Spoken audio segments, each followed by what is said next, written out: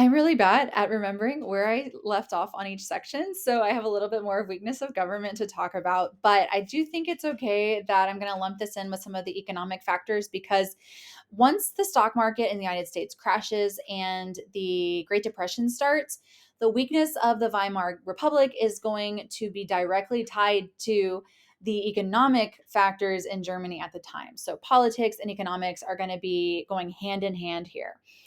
So we're going to talk about it from a political perspective now, and then in a minute, talk about it from an economic perspective.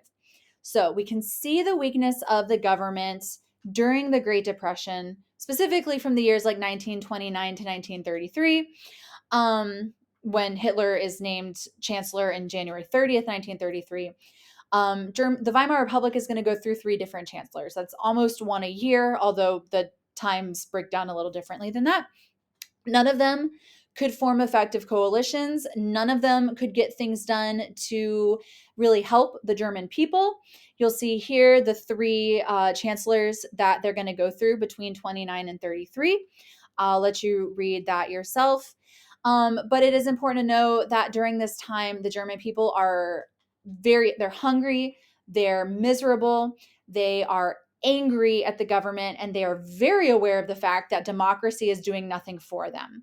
Like I mentioned earlier, President Hindenburg is going to have to use Article 48 during these 3 years a whole lot to get any sort of relief to the German people.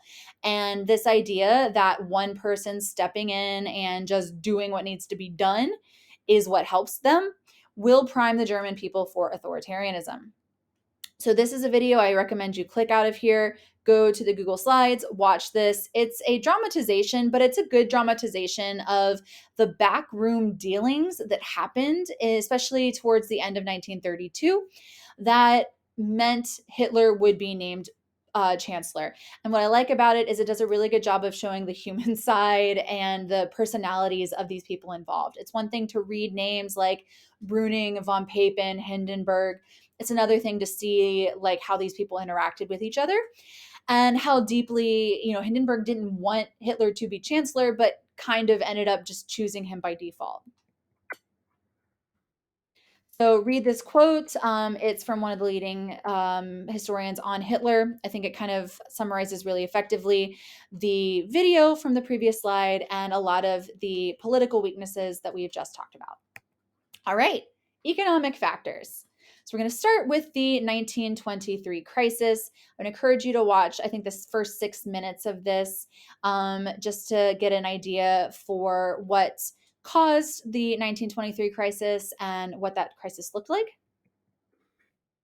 I would also ask, pause this video, go to the page linked here in the Google Slides, read some of these primary accounts of the hyperinflation crisis, and then answer these questions on your own sheet of paper or in your notes. When you're done, bring it to me and I will do a check for understanding.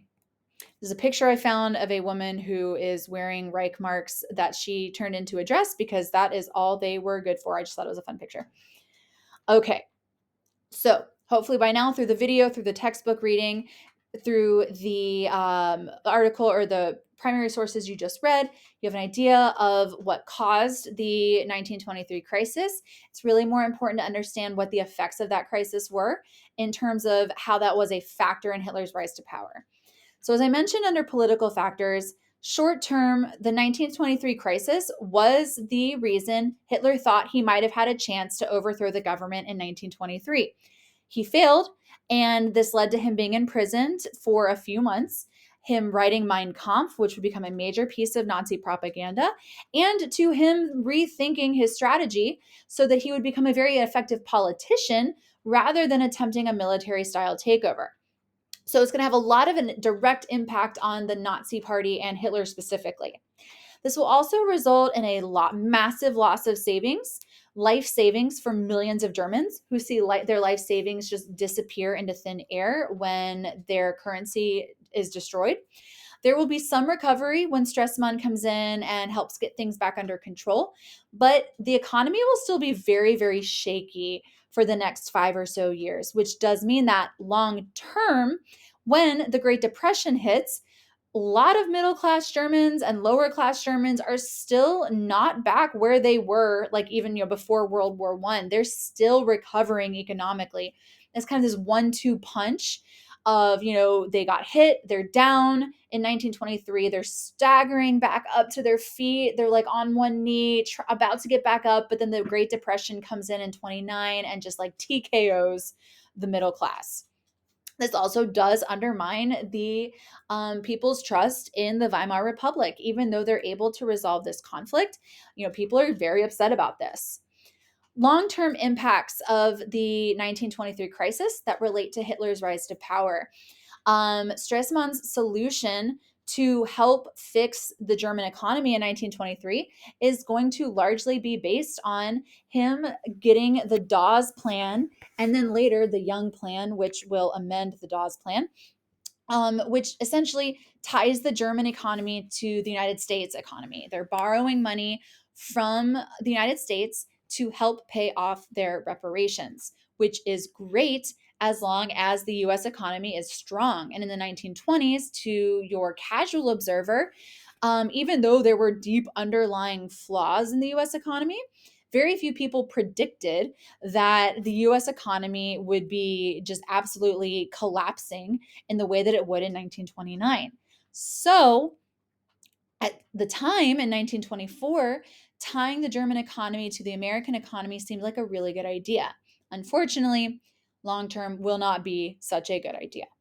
There are some long-term benefits to the 1923 crisis.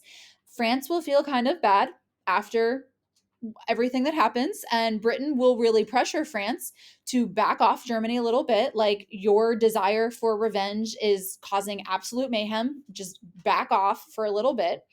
And this willingness of France to back off, to ease up on the revenge, to sign the Locarno Pact and kind of come to an agreement with Germany is part of what helps it enter the Golden Age. So there are some good, but most of it's long-term bad. Read this quote. Good to know. In 3 to 4 sentences, so basically on your own paper, I want you to write out what you observe happening in these charts. These are the election results for the Reichstag in 1928, 1930, and then the 2 Reichstag elections that were held in 1932. I want you to specifically be looking at the National Socialist Party, the Nazis, and the Communist Party. Remember, the stock market crashes in October 1929. So what you're looking at here are electoral results before and then after the start of the Great Depression. So, getting into the actual Great Depression, how does this lead to the rise of the Nazi Party? I would argue, again, this is maybe one of the most direct causes of the rise of the Nazis, because when you look at the electoral factors, the electoral results of elections and things like that, it's very hard to argue that their success, their political success, is not a direct result of the Great Depression. So Germany gets hit particularly hard. I'm not going to read the slides, but you can see here a lot of statistics about how deeply this impacts Germany. And like we've said before, the government itself, very, very weak, unable to ease this burden. You can read this quote here. This is from a German communist who was living during this time. So this is a primary source, but she is writing much later.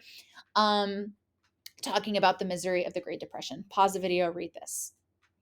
Watch this short video in the Google Slides. So, how does this lead to the rise of the Nazis? Well, it's really twofold. First, obviously, we're going to talk about how this leads to more people supporting the Nazis, but perhaps just as importantly, we're going to talk about how this leads to people becoming more supportive for communists and what that means for Hitler. So, as you may have noticed from those charts of electoral results, support for the Nazis more than doubles between 1930 and 1932. Part of this is due to Hitler having a very effective propaganda strategy, very simple, easy to remember, Arbeit und Brot, work and bread. Hitler will be talking a lot during this time about the need to restore Germany to a former glory, the need to get Germans back to work, the need to go back to pre-Treaty of Versailles, excuse me, territory and wealth and like presence in European society. A lot of this to a German people who are hungry, unemployed, ashamed, just down on their luck is it just he knows how to capture the German imagination at a time when that's exactly what the German people were looking for. I'll dig into this a little bit more when I talk about methods that Hitler used to rise to power, but it is important to understand this rise to power, despite whatever methods he is using, really doesn't happen until the Great Depression kicks off. And you can also see this being tied to the Great Depression by the fact that in the 1932 elections, the November 1932 elections, as we're just starting to see the Great Depression get a teensy bit better globally, you also start to see support for the Nazis dip a little bit. So Nazi fortunes, at least during the Weimar Republic, really are very, very closely tied to how bad the economy is. However, we are seeing at the same time that right-leaning people are supporting fascism, you see an increase in left-leaning Germans supporting communism. Now, the reason why this helps Hitler is like I talked about under political weaknesses with the in like the arrival of the white emigres from Russia. People in Germany are terrified. Many, many people in Germany are terrified of communism, especially the people who have the most to lose. The industrialists, your factory owners, your bankers, your big businessmen, many of your middle class who are very comfortable having private property, many of your traditional elite, your aristocracy, your political leaders, they do not want to see communism come to power. And as the November 1932 Reichstag elections come out and they see that the communists are still gaining power, the Nazis are losing power. So really the communists are going to be your big winners in that election. Hindenburg by this point has gone through 3 very unsuccessful chancellors. He's running out of options of people who could effectively check the power of the communists in the Reichstag. Hitler is the leader of the only other major party in the Reichstag, the only other party that has a chance of keeping the communists from taking over. And basically, Hindenburg is out of options. So we're going to pause there.